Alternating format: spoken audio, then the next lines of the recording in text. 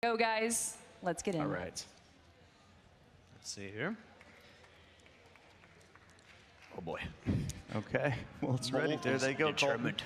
Mild-mannered. I saw his interview earlier. Seemed like a pretty quiet guy. Said he was surprised to be here. Surprised that he made it this far. Really? Yeah. Alrighty. All right. We got a tombstone down the ground here. Right away with the tombstone. Let's see here. Molt's already went ahead and put down the minions, so I feel like his deck might be a little bit light. Dropping the skeleton army.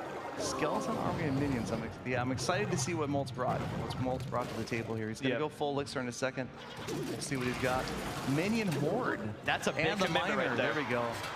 So there's the miner down, and but one minion does get through. That's all it takes to do a lot of damage. Look at that.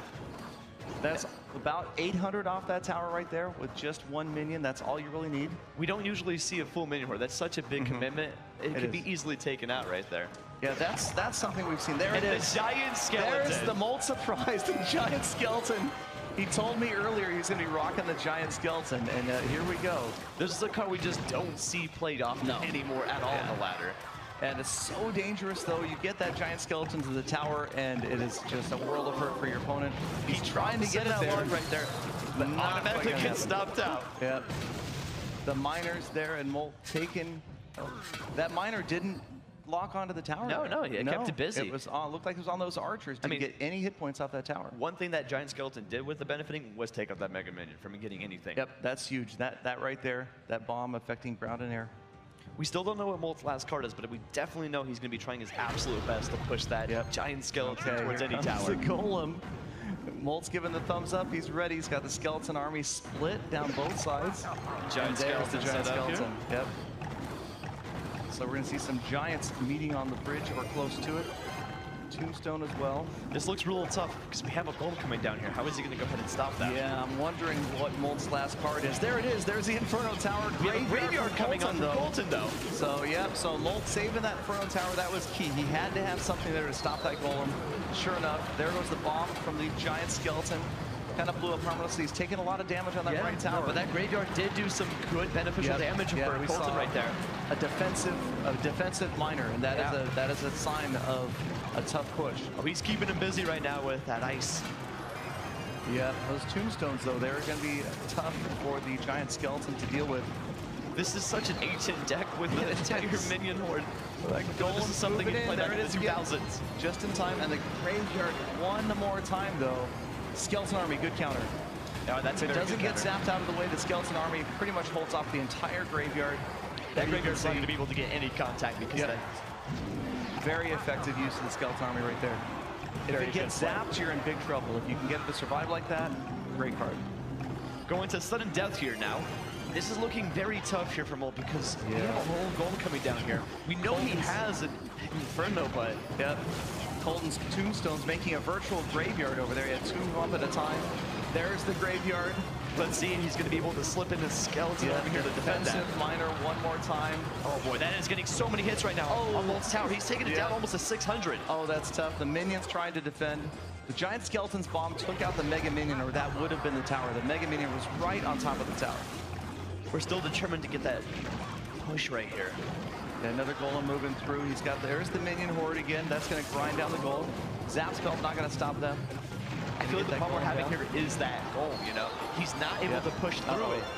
There's the graveyard. Oh, skeleton army's there in time, but this time the log is there. The log wipes out the skeleton army, and that's going to be it for that tower. That graveyard's going to go ahead and liquidate that tower and not give him the chance. That's what we're talking about. Taking the first game. Yep.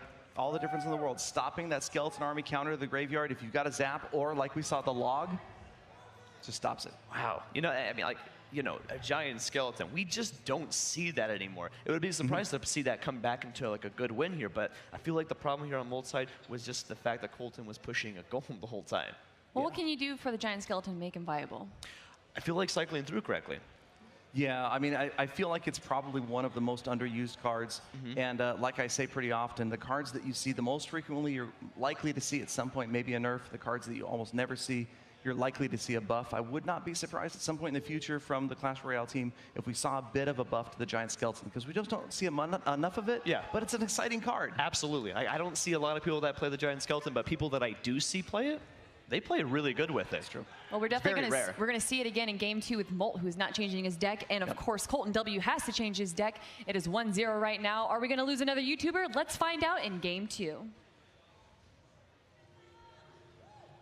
All right, let's see here. We're going to start up right away with a minion horde push, but that's completely stopped out by arrows. Colton had the arrows ready and just immediately annihilated Molt. Right now is because he knew that was probably going to come on for him. That would have been a crazy push right there with the miner and the minion horde. It just didn't work out. We have a skeleton army with a barrel of goblins coming in here for him. Let's see if those barrel goblins are going to get, and they actually do get some significant damage. Yep, and you can see that Molt's made some inroads on Colton's tower, about 500 hit points off that tower. If he can keep doing those kind of positives, he's going to be good. We have a giant coming here. Giant right on the river, an aggressive drop. Molt immediately counters. Keeping it busy, but we have a lightning coming in here. Spell. And that's not going to even help him out here. That Inferno is done. Yeah, as he cycles, he's trying to get back around to that giant is going to be able to take it out unattended for another second. There's the minion horde. You knew that was coming, but look at the giant. 226 left Oh my goodness, tower. the arrows are obviously going to be coming in there, taking out that very expensive push. Yeah, that was tough right there. So just less than 2 minutes left. So we're still relatively early in this battle. We are, but the thing is, Molt's got his tower down to 226 HP, and the fact of the matter is, he's going to have to bait out his arrows. Yeah, those arrows are tough. You can see that Molt's brought the skeleton army and the minion horde, but Colton, almost like he knew what was coming, has the arrows ready to completely wipe out either one of those cards. It's not something we see often, but we have a barbarian army. Yep, you've got barbs from Colton. Here comes the goblin barrel. Oh, look at the jinx him out. I like that placement. That was great placement. Anticipating the log, anticipating maybe the arrows. He did miss one, but that's a good play right there. Sometimes we'll throw it in the corner. Another river giant. This time quick, though. Quick counter with the minion horde. There they go. Arrows coming in right there, hot quick. That giant also, I feel, he's going to be getting some positive hits. A shot off on the tower. Looks like 2 fists hit that tower. So again, Colton knows that he's got that right tower with a lightning spell.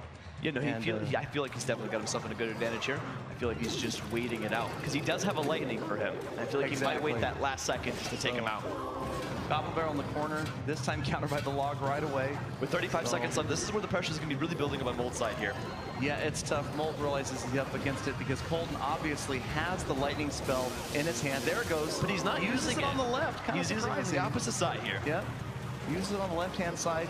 And with 20 seconds left, Molt pushing the goblin barrel, this time right on the tower. He does get some connecting hits, but we got 15 seconds left. And all Colton has to do necessarily is just cycle through the lightning.